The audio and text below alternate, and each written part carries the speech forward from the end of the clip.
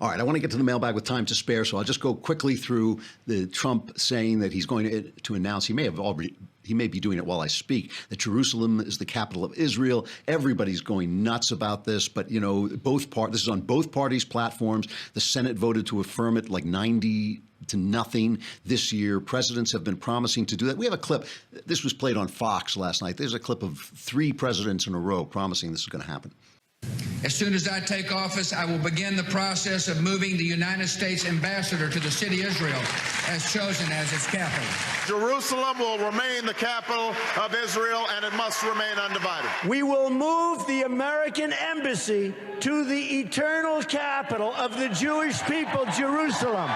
And we will send a clear signal that there is no daylight between America and our most reliable ally, the State of Israel.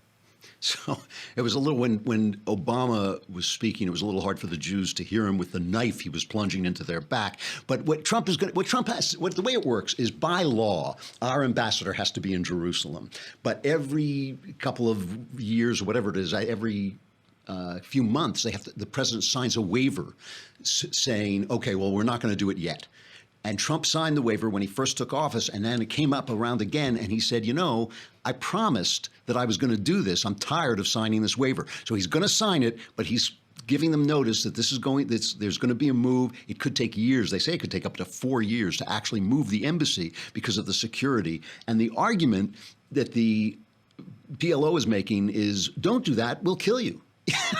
And you think like, well, yeah, but you're killing people anyway. Yes, but now we'll kill you because of this. So it's not really that good an argument. Plus, why should we be held hostage to a miserable, miserable creed that really has no excuse for going after Israel? There's all kinds of ways this problem could have been solved. The Palestinians, and for some of them, it's not their fault. They've been cut off from the rest of the Arab states because they want them there as a wedge to get rid of Israel. And so Trump is just basically acknowledging reality. It's really interesting, the New York Times, because the New York Times is among the people who are destroying themselves by being driven mad by Donald Trump. They say, here's their headline. The New York Times, a former newspaper, reports, President Trump plans to recognize Jerusalem as the capital of Israel and move the American embassy there, upending nearly 7 decades of American foreign policy and potentially destroying his efforts to broker peace between Israel and the Palestinians. This is the imaginary peace process that we're always trying to protect, that never does anything, that never brings peace, that doesn't even exist. It's not even there. Mr. Trump's decision, a high-risk foray into the thicket of the Middle East,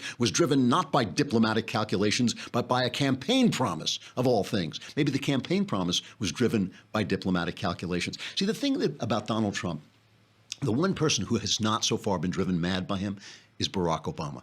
The one person who is only now starting to make mistakes going after Donald Trump is Barack Obama. Why? Because Barack Obama is a troll. He's an expert troll. He's not only a great politician, he was expert at driving the right insane. He knew exactly what to say to make us crazy. And to some degree, I think it blew up on him because he lost all these seats, all the state governments, all the Democrat strongholds fell around him because he was so busy making us crazy. But it did make the right make mistakes. And so he understands what Trump is doing. But just the other day, it may have been yesterday, he was at some economic conference and he started to compare Trump to Hitler.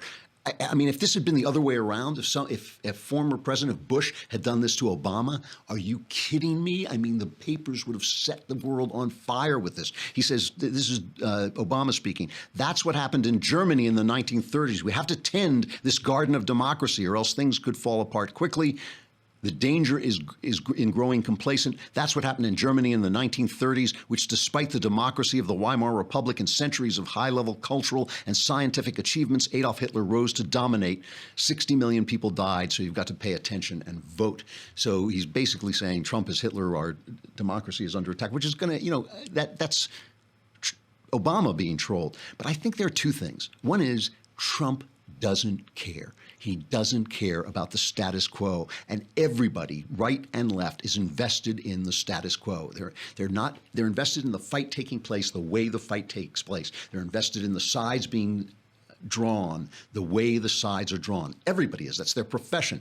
Whether it's, the commentators on the radio, whether it's the New York Times, whether it's the Democrats or the Republicans, they are all invested in the status quo, and he doesn't care about it. And it drives them nuts. It makes them nuts. And so they end up defending a status quo, which when you think about it, hasn't been going that well. When you look at North Korea building its weapons, not going so well. When you look at the endless death and murder in the Middle East that is always putting Israel on the defensive, not going so well. And that is something that he is like a revolutionary, and it's making them crazy. And most importantly, he is destroying the way we discuss things. And the reason that makes the left so mad is because they have controlled the way that we discuss things all this time. They've decided what words are racist, what attitudes are racist. They've decided that whether an individual is racist matters. I'm not sure it does. They've decided what's sexist. They've decided all of these things. And now, because Trump will not fall down when they say these things to him. He is changing the status quo. And I think so many people are invested in the way things are that I just think it drives them nuts. Plus, he's a troll. He knows exactly instinctively what will make them crazy.